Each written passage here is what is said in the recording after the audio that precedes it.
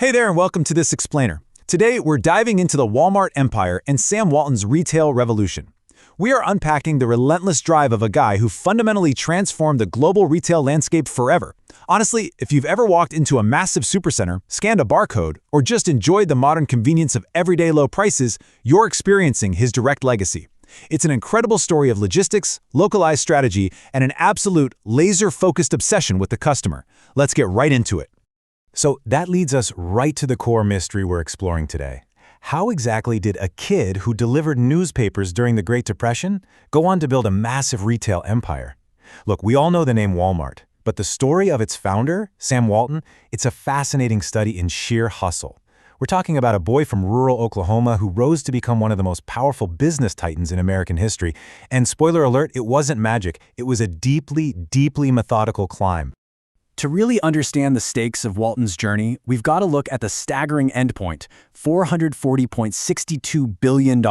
Yes, billion with a B. Today, his family remains the richest in the United States, with a net worth surpassing that massive figure. It's the kind of wealth that literally influences global markets. But the absolutely crucial thing to keep in mind here is that this empire wasn't inherited. No way. It was built, store by store, penny by penny, starting from almost nothing. Which brings us to Section 1, the Depression-era hustler. To understand those billions, we have to flash back to his incredibly humble beginnings. Born in 1918 in Kingfisher, Oklahoma, Walton learned the value of a dollar the hard way. Growing up during the Depression, you know what he did? He milked the family cow, bottled the extra milk, delivered it to customers, and then went right back out to deliver the local newspaper. Talk about a hustler. By 1940, he graduates from University of Missouri, and then by 1942, after a stint in the Army, he's a management trainee at JCPenney. The crazy part? He was making just $75 a month. $75? That tiny salary planted the seed for retail in his mind, right before he opened his first variety store in 1945. Moving on to Section 2, a billion-dollar lesson. As with any great success story, the path wasn't a straight line. His first Ben Franklin franchise store in Newport, Arkansas was a massive success.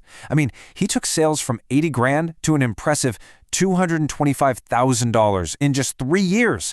He basically pioneered the idea that if you match city prices, people will gladly shop in their hometowns. But, well, he was almost too successful.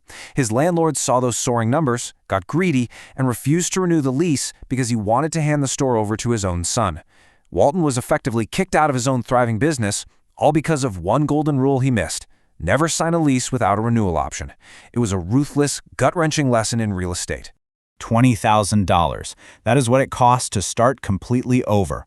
Walton found a new location on the downtown square of Bentonville, Arkansas, but he was absolutely determined not to make that same mistake twice. He demanded a 99-year lease to expand into the shop next door. Well, the stubborn landlord refused him 6 different times. But here's the twist. Walton's father-in-law, without Sam even knowing, paid the shop owner a secret visit and handed over $20,000 to secure that 99-year lease. This behind-the-scenes negotiation saved his long-term future and laid the bedrock for the whole shebang. And that sets us up for Section 3, the Walmart formula. Armed with hard-earned lessons, Walton's early retail experiments culminated in 1962 when the very first true Walmart discount city opened in Rogers, Arkansas. This is where his strategic genius really shines. See, in the 1960s, the standard model for American discount chains was to set up shop in big cities. That's where the most people were, right? Made perfect sense. But Walton's disruptive model went completely against the grain. He strategically placed his massive discount stores in small towns. Why? Because the competition simply wasn't there. If his store was big enough to control the business in a small town, other major merchants just wouldn't bother entering the market. He was essentially building a series of localized monopolies right under the noses of his big city competitors. But hey, a great idea is nothing without execution. To make this small-town model work, Walton revolutionized the supply chain. Stores were strictly located within a day's drive of regional warehouses and distributed via Walmart's own independent trucking service. By buying in massive volumes and controlling the delivery, he could undercut everyone's prices. And here's a truly brilliant piece of the puzzle. He offered his store managers equity stakes. They could invest up to $1,000 in their own store. This gave them real skin in the game. They weren't just punching a clock anymore. They were fierce partners in the enterprise. The result? An unbelievable snowball effect. In 1977, Walmart had a very respectable 190 stores, but flash forward just 8 years later to 1985, and that number exploded to 800 stores. Guys, this wasn't just steady growth, this was hypergrowth. By dominating these untapped rural markets and relentlessly perfecting the logistics, Walmart became an unstoppable retail juggernaut in less than a decade. Which brings us to our final chapter, Section 4, the final balance sheet. Even after becoming the richest man in America by 1982, his dedication never wavered, even as his health rapidly declined. According to his son, Walton spent his final days doing exactly what he loved, reviewing store-level sales data in his hospital bed. He was battling blood cancer. Yet just days before he passed away in 1992, at the age of 74, he wasn't resting. He was poring over the latest sales figures. His obsession with data, logistics, and the granular details of his business stayed fiercely intact right up to the very end.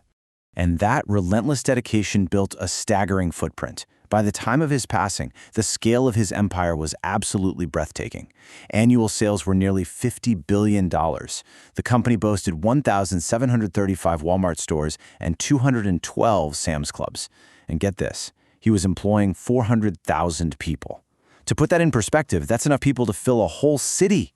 From a young guy making $75 a month at JCPenney, he built the foundation for what would become the largest corporation by revenue and the biggest private employer in the entire world.